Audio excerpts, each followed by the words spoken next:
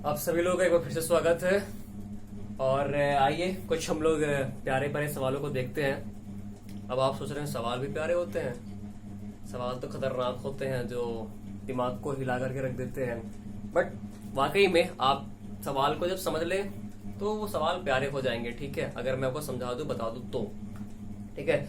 तो सवाल पे आने से पहले जो है कुछ चीजों के बारे में मैं जरा आपको बता दूं, उसके बाद सवाल आप जो है ये जो भी सवाल होंगे आप चुटकियों में कर पाएंगे जो है। ठीक है, तो वो चीजें है क्या, मैंने आपको बताया था किसी भी लंबे तार के कारण, कोई भी लंबा तार है तो उसके वजह से उसके निकट आर दूरी पर वैद्युत क्षेत्र की तीव्रता, हाँ एक इशू आ रही होगी, थोड़ी सी साइनिंग प्रॉब्लम होगी, चमक वाली प्रॉब्लम होगी, बट परेशान नहीं होइएगा। मैं वहां पे वो जो भी लिखा हुआ है मैं बोल दूंगा, वो लाइट इशू की वजह से है। ठीक है, बट आप परेशान नहीं हो, वो आप बिल्कुल समझ पाएंगे, देख पाएंगे।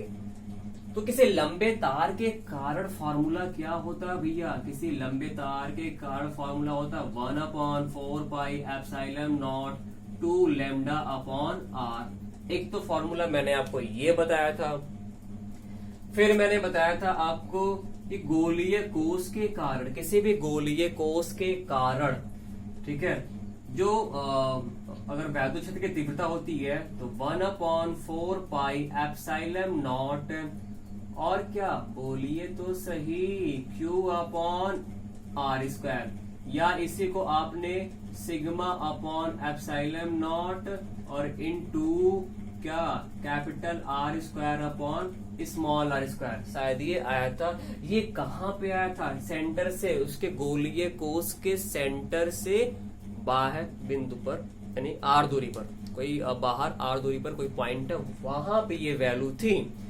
ठीक है, अच्छा, फिर उसके पृष्ठ पे, सरफेस पे, तो बड़ा ही सिंपल सा 1/4πε0। अगर वो बिंदु जो है स्मॉल आर दूरी जो है पृष्ठ पे आ जाएगा तो वो स्मॉल आर उसके त्रिज्या के बराबर हो जाता है, गोलीय कोष के त्रिज्या के बराबर हो जाता है। ठीक है, तो फॉर्मूला होता है Q/R², या यही आया था σ/ε0। ठीक है, तो ये किसके लिए, ये जो फॉर्मूला था वो किसके लिए था? आपका गोलीय कोष के कारण। और ये फॉर्मूला किसके लिए था? आपका लंबे, यानी एक समान रूप से आवेशित लंबे तार के कारण। फिर किसी भी आवेशित चादर के कारण, किसी भी आवेशित चादर के कारण E बराबर σ/2ε0। ठीक है, और किसी चालक, अगर कोई चालक प्लेट है, कोई चालक अगर प्लेट है तो उसके लिए σ/ε0।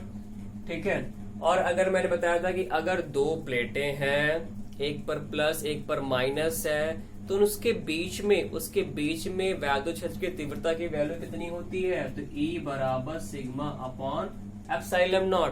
शायद नहीं दिख रहा आपको तो मैं बगल में लिख दूं, यानी E बराबर कितना? σ/ε0। ठीक है, और बाहर क्या होता है? 0 होता है। तो ये कुछ चीजें थी जो हम लोग पिछले वीडियो सेक्शन में बात किए थे, और ये चीजें आप जानेंगे तो सवाल को आसानी से कर पाएंगे। ठीक है, तो ये आपका फॉर्मूला रहा। आर जो है ये फिलहाल तार वाले के लिए फॉर्मूला था। आर जो है वो क्या? तार से दूरी स्मॉल आर जो दूरी है। ठीक है, लेमडा क्या है? लेमडा क्या आपका रेखीय आवेश घनत्व तो होता है जो है। ठीक है, तो चलिए अभी हम यहाँ सवाल में बात करेंगे, तो मैं आपको सारे जो भी सिंबल यूज हुए हैं मैं उसके बारे में आपको बता दूंगा। ठीक है, तो देखिए जी, पहले सवाल पे आते हैं। हमारा जो पहला सवाल है वो पहला सवाल कह क्या रहा है? ठीक है, तो सभी लोग यहाँ पे ध्यान देंगे पहले सवाल पे। आइए देखते हैं क्या चीजें कह रहा है कि अनंत लंबी, यानी एक लंबी आवेश की रेखा, यानी किसी लंबाई पर आवेश क्या है आपका? फैला हुआ है। रेखा कितनी दूरी पर भैया? 2 मीटर की दूरी पर। कितनी दूरी पर? 2 मीटर की दूरी पर। तो यानी R की वैल्यू कितना दिया हुआ है? 2 मीटर। जो भी आपका लंबी आवेश वाली रेखा है उससे कितनी दूरी पर? 2 मीटर की दूरी पर। ठीक है, इतना वैद्युत क्षेत्र, यानी कितना वैद्युत क्षेत्र अगर आप यहाँ पे देखेंगे तो 4.5 × 10⁴ 4.5 गुणे 10⁴ न्यूटन प्रति कूलाम का वैद्युत क्षेत्र, यानी E बराबर जो है 4.5 गुणे 10⁴ न्यूटन प्रति कूलाम का वैद्युत क्षेत्र उत्पन्न करती है। रेखीय आवेश घनत्व ज्ञात कीजिए, यानी रेखीय आवेश घनत्व किससे लिखते हैं? लैम्डा से। किससे लिखते हैं? लैम्डा से। और लैम्डा बराबर क्या होता है? Q/L। अगर वो जरूरत होती तो हम लिखते, लेकिन हमें सीधे सीधे लैम्डा निकालना है, ठीक है। और इसकी बात तब करी जाती है कि अगर आवेश किस पे फैला हो? लंबाई पर, ठीक है। किसी लंबाई पर फैला हो, जैसे कोई छड़ हुआ, ठीक है, तो इसकी बात करी जाती है। तो भैया आप फॉर्मूला जानते हो, क्या फॉर्मूला जानते हो बताओ? किसी भी लंबी आवेशित रेखा या लंबे तार के कारण एक समान रूप से आवेशित तार है, तो उसके लिए फॉर्मूला होता है E बराबर, क्या होता है? E बराबर 1/4 पाई एप्सिलॉन नॉट और क्या 2 लैम्डा अपॉन R। तो अगर भैया आप यहाँ पे देखेंगे, साहब लोग जरा यहाँ पे देखिए तो सही, यानी E का मान दिया है, ठीक, स्मॉल r का मान दिया है, और इसकी वैल्यू मैंने आपको पहले चैप्टर में बताया है कितना होता है? 9 गुणे 10⁹ कितना होता है? 9 गुणे 10⁹ शायद न्यूटन मीटर स्क्वायर प्रति कूलाम स्क्वायर, ये मात्रक होती है। आप मात्रक जरूर देख लेना इसका जो है, ठीक है। तो ये इसकी वैल्यू होगी। तो आपको अब बचा क्या निकालना? लैम्डा निकालना है। लैम्डा निकालना, रखेंगे, सॉल्व करेंगे, हल करेंगे, और आप मुझे जरूर बताएंगे, ठीक है। तो मैं पूरा सॉल्व तो नहीं करने वाला, मैंने आपको समझा दिया करना क्या है, कैसे करना है। अब आपकी जिम्मेवारी बनती है कि आप इसे सॉल्व करें। गलत आता कोई प्रॉब्लम नहीं, कोई दिक्कत नहीं जो है, ठीक है, बट आपको प्रैक्टिस करनी है, ठीक है। आप गलतियों से ही सीखते हो, ठीक है, तो गलतियों से मत डरा करो। और सवाल में आप छोटे से छोटे सवाल को भी आप स्किप कर देते हो, छोड़ देते हो, ठीक है। पता नहीं कौन सा दिमाग में डर सा माहौल आप बना के रखे हो, जो कोई दिक्कत नहीं। आप अच्छे से अच्छे सवाल को बढ़िया से तरीके से आप कर पाओगे जो है, ठीक है, वो हमारी जिम्मेदारी बनती है। तो आप इस सवाल को प्रैक्टिस जरूर करेंगे। मैं आपको अगले क्लास में इसके आंसर बताऊंगा, ठीक है। और जिनका नहीं भी आएगा तो कोई दिक्कत नहीं, मैं इसको फिर से अगर वो बोलेंगे, कहेंगे, तो मैं आपको हल भी करा दूंगा जो है, ठीक है। हाँ, आप मेरे से बढ़िया गुणा भाग कर सकते हो। मेरा गुणा भाग बड़ा ही कमजोर है, वीक है, ठीक है। हाँ, तो चलिए, ठीक है। तो भैया आते हैं अब जो है ना दूसरे सवाल पे। हमारा सवाल नंबर दूसरा। तो सभी लोग यहाँ पे ध्यान देंगे कि सवाल नंबर 2 क्या कह रहा है आपसे। जरा उसकी भावनाओं को समझने की कोशिश करते हैं जो है, ठीक है। आप केवल अपनी भावनाओं को हमेशा समझते रहते हैं, कभी दूसरे की भावनाओं को भी तो समझा करिए, ठीक है।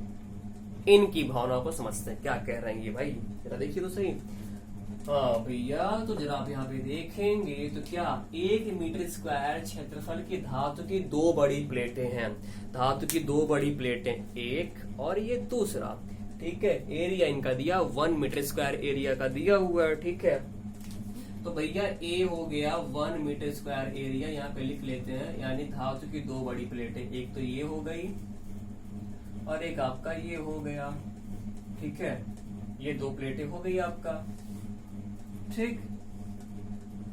2 बड़ी प्लेटें परस्पर अभिमुख है। परस्पर अभिमुख मतलब एक के सामने दूसरी वाली रखी हुई है, ऐसे रखी हुई है। अभिमुख का मतलब यही होता है, और कुछ बहुत इतना खतरनाक नहीं है, ठीक है, कि सब आप डर जाए।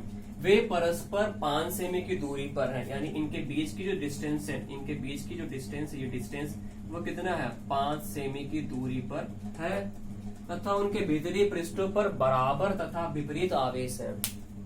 भीतरी पृष्ठों पर बराबर, यानी इस पर अगर प्लस है तो इस पर क्या है? माइनस है, ठीक। तो भैया ये धातु की 2 प्लेटें, इनके बीच की दूरी कितनी? 5 सेमी। इनके भीतरी पृष्ठों पे, इनर सरफेस पे विपरीत आवेश, यानी इस पे प्लस और इस पर माइनस, ठीक, ये आवेश है। अब आप सोचोगे अरे भैया इनके भीतरी पृष्ठों पर ही आवेश क्यों? ये तो धातु है, धातु चालक होती है, और अभी तो आपने बताया कि चालक के दोनों पृष्ठों पर आवेश होती हैं, इधर भी होंगी इधर भी होंगी, तब फिर कैसे कह रहे हैं यहाँ पे कैसे खाली इनके भीतरी पृष्ठों पर ही रहेगा? तो भैया अगर अकेला रहता ना तब जो है इसके इधर और इसके इधर भी रहता, लेकिन क्या कि एक पे है प्लस और एक पे क्या है? माइनस। और प्लस और माइनस में क्या होता है? प्लस और माइनस में क्या होता है? आकर्षण होता है। तो इधर वाला भी प्लस सारा इधर और इधर वाला जो माइनस था सब इधर खिंचे हुए हैं। खिंचे होने के नाते सारे के सारे आवेश कहाँ रहेंगे, इसके आंतरिक पृष्ठ पर, क्योंकि इनके बीच में क्या लगा हुआ, आकर्षण। छोड़ के आ तो नहीं सकते हैं, ठीक है।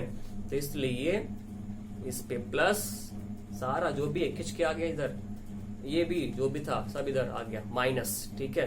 तो ये चीजें थी, आपको समझने के लिए मैंने आपको एक थोड़ा सा क्लेरिफाई करने की कोशिश करी है, और उम्मीद करते हैं आपको चीजें समझ में आई होंगी, ठीक है।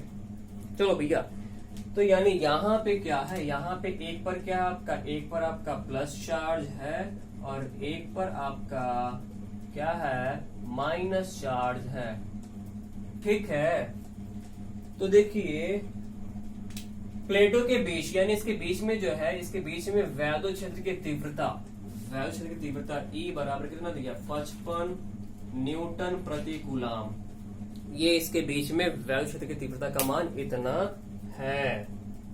तो बोल रहा प्लेटों पर वैद्युत आवेश ज्ञात कीजिए, कि यानी इन प्लेटों पर चार्ज का मान क्या होगा, ये हमें निकालना है। तो भैया कैसा बन गया, अभी जस्ट इसके पिछले वीडियो सेक्शन में बताया था कि अगर एक प्लस चार्ज हो और एक क्या है, माइनस चार्ज, दो प्लेटें अगर बन रही हैं ऐसी, इनके बीच में वैद्युत क्षेत्र की तीव्रता की वैल्यू क्या होती है। तो बताया था E बराबर sigma upon epsilon not, E बराबर सिग्मा अपॉन एप्सिलॉन नॉट। तो लगा देंगे ये फॉर्मूला।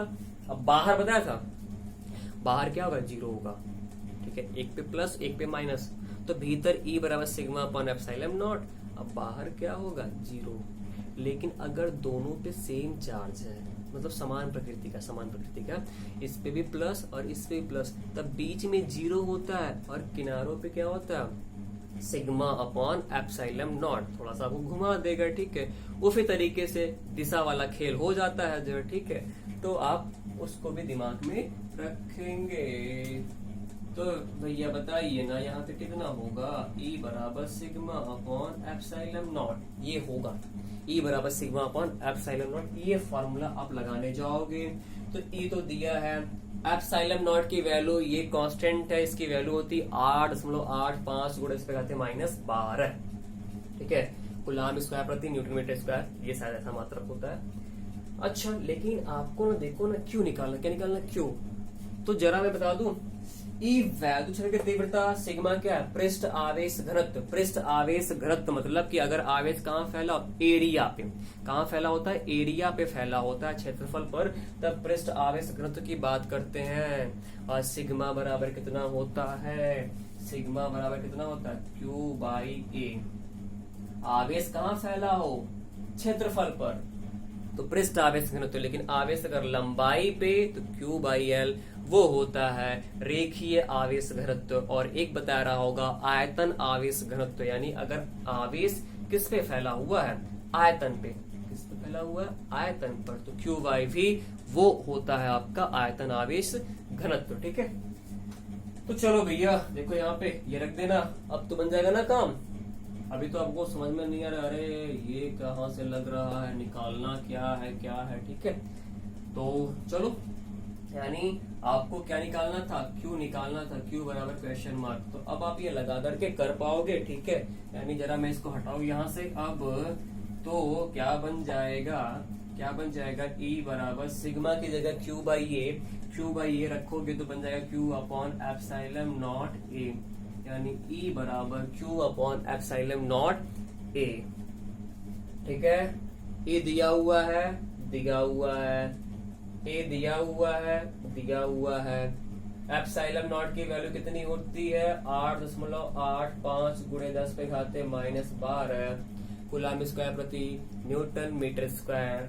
और R का यहाँ पे कोई मतलब नहीं, इस फॉर्मूले में R का कोई यूज नहीं है, इसलिए मैंने R को लिखा नहीं था, क्योंकि उनके बीच की दूरी 5 सेमी थी। तो मैंने आपको ये सवाल भी समझाया, और आप भी मतलब इस सवाल को भी आप ही करेंगे, ठीक है। मेरे से अच्छा गुणा भाग आप लोग कर सकते हैं, ठीक है। तो मैंने आपको पैटर्न बता दिया, ठीक है। इस सवाल को करने का तरीका क्या है वो भी मैंने आपको समझा दिया, ठीक है। बट अब चलाना तो आपको है ना, ठीक है। तो जब भी चलाएंगे, गिरेंगे, तभी तो सीखेंगे जो है, ठीक है। यानी अगली बार हमें क्या गलती नहीं करनी है, ठीक है। तो अब खाना आपको है। चलिए अगले सवाल पे आते हैं, तीसरे सवाल पे। तीसरा सवाल हमारा क्या कहता है, ठीक है, इसको मैं हटा दूं, मिटा दूं। चलिए, तो आप लोग चीजों को सीखते रहिए, हंसते रहिए, मुस्कुराते रहिए, और my best wishes to all of you कि आपको अपार खुशियों की प्राप्ति हो, ठीक है, और आप लोग बड़े ही मजे में रहें, ठीक है, चीजों को सीखते भी रहें, और किसी प्रकार की कोई भी आपको दुख और कोई दर्द ना हो, ठीक है। तो देखिए जी, अगला सवाल हमारा क्या कहता है भैया, तीसरा सवाल कि 0.1 मीटर त्रिज्या के गोलीय चालक, कितना, 0.1 मीटर त्रिज्या का गोलीय चालक, गोलीय चालक की त्रिज्या कितनी है, 0.1 मीटर। चालक को कितना आवेश दिया जाए, यानी हमसे क्या पूछ रहा है, Q बराबर क्वेश्चन मार्क के चालक के पृष्ठ पर वैद्युत क्षेत्र की तीव्रता, माने ये कोई गोलीय चालक है और इसका रेडियस दिया हुआ है r की वैल्यू इतना, बोला कि इस पर कितना चार्ज होगा, इस पर कितना आवेश होगा, कि इसके पृष्ठ पर जो वैल्यू है वैद्युत क्षेत्र की तीव्रता, एक तो बाहर बताया था, दूसरा पृष्ठ पर, तीसरा अंदर, अंदर क्या होता है, भेली, भेली, ठीक है। तो यहाँ पे क्या हो जाएगा, यानी आपको यहाँ बात करनी है भैया, तो E की वैल्यू कितना दिया हुआ है, यानी पृष्ठ पे जो वैल्यू दिया हुआ है 900 न्यूटन प्रति कूलाम, 900 न्यूटन प्रति कूलाम। तो फॉर्मूला आपको पता है ना भैया, गोलीय कोश के कारण, स्फेरिकल सेल के कारण उसके सरफेस पर वैद्युत क्षेत्र की तीव्रता की वैल्यू कितनी होती है, कितनी होती है। अब जरा मैं इसको हटा दूं तो कितनी होती है, E बराबर 1/4 pi epsilon not Q upon capital R square. E दिया हुआ है, इसकी वैल्यू मैं बता दूं कितना होता है, 9 गुणे 10 पे घाते 9, और ये R का मान भी दिया हुआ है, ठीक है। ये वाली वैल्यू आपको निकालनी थी, तो आप रखेंगे put the value get the result, ठीक है। तो इसे भी आप रख करके सॉल्व करेंगे, ठीक। तो उम्मीद करते हैं सवाल का प्रोसेस पैटर्न आपको पता चला होगा, समझ में भी आया होगा, और मैं आपसे आशा करता हूँ कि आप ये सवालों को जरूर आप करेंगे। गलत आंसर आता है, आंसर गड़बड़ आती, कोई दिक्कत नहीं, कोई समस्या नहीं, ठीक है, बट आपको प्रैक्टिस करना है, ठीक है, वो जिम्मेदारी हमारी है। आपके आंसर भी सही से फिर आने लगेंगे, ठीक है। तो आप इससे मत डरा करो कि अरे आंसर गलत आएगा, मैं इसको प्रैक्टिस नहीं करूंगा, सीधे सीधे छाप लेंगे, नहीं, तो चीजें आप सीख नहीं पाओगे, ठीक है, ठीक। और गलतियां जो हमारी होती है वो सबसे बेस्ट टीचर है, ठीक है, हमें कोई भी चीजों को सिखाने का, वो सिखाती है ना, वो जो आपको पता के जाएगी ना, वो आपको कभी भूलने वाला नहीं होता है, ठीक है। तो प्रैक्टिस करिए, गलती जानबूझ के नहीं, होती है तो होने दो, ठीक है। एक होता है जानबूझ के गलती करना, और एक होता है अनजाने में गलती करना, कि आप कोशिश कर रहे हो और अनजाने में गलती हो जाती है जो, ठीक है। फिर आप वो गलती को फाइंड आउट करो और उस गलती से सीखोगे, तो वो आपका एक लाइफ टाइम वो चीजें बनी रहती हैं।